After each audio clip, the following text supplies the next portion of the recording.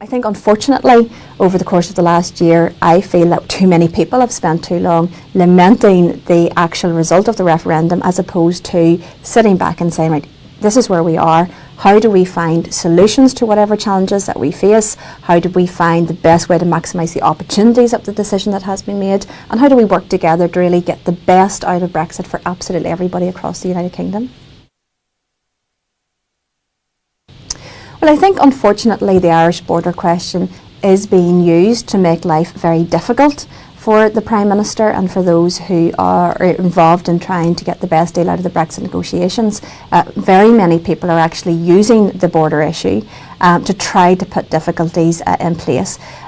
The way I would look at it is that hard remainers, I suppose as I would call them, people who just simply don't want us to leave the European Union, they don't want to accept the European referendum result, that really they want to set the parameters for the discussion on a number of limited options. Either firstly, we don't leave at all, secondly, if we do leave, we effectively are members of the European Union in all but name, and that we stay in the customs union and stay in the single market, or thirdly, there is a hard Brexit. Now, I think they believe they can set the parameters of that discussion around those three key questions. So therefore they want to, limit the conversation and discussion on Brexit to the two options. Either it doesn't happen or we stay within the customs union and the single market. And I just think it's a very dangerous thing for people to say, look, oh, this is what's going to happen, because at the moment it suits a particular agenda. We have made it clear that nobody on either side of this should be using the threat of violence to justify what type of Brexit that we should have. So I just think everybody needs to be sensible about this, work together, and we can find solutions and find the best deal for the entirety of the United Kingdom. Well, this has to be a situation where the European Union respects the democratic decision of the United Kingdom to leave the European Union.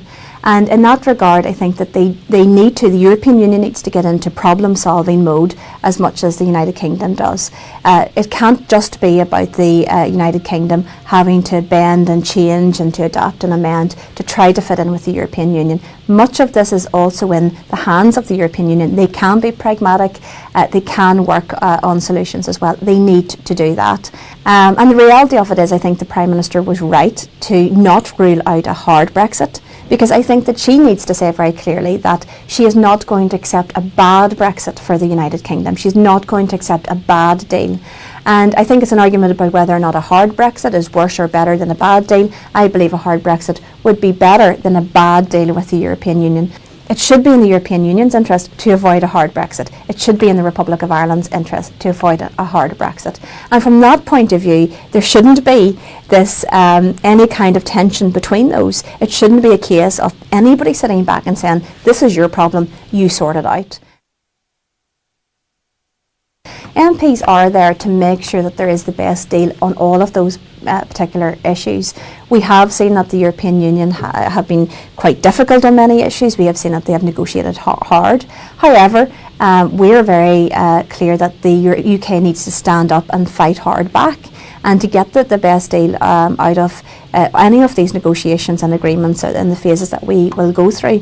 The DUP, as we did before Christmas in terms of the Phase 1 agreement, we've said, look, we will support the government in this. We think that any decisions need to be with fidelity with the UK referendum result. However, we are not going to sign up to something which is bad for business in the UK, bad for unionism across the UK, bad for Northern Ireland. So we are prepared to take a stand about that. We've made that very clear to the government as well. They're fully aware of our position. But we are supportive of an approach which has fidelity with the UK referendum result. And I firmly believe there are a huge number of options between staying in a customs union and staying in a single market through to a hard Brexit, when we need to start looking at all of those innovative solutions.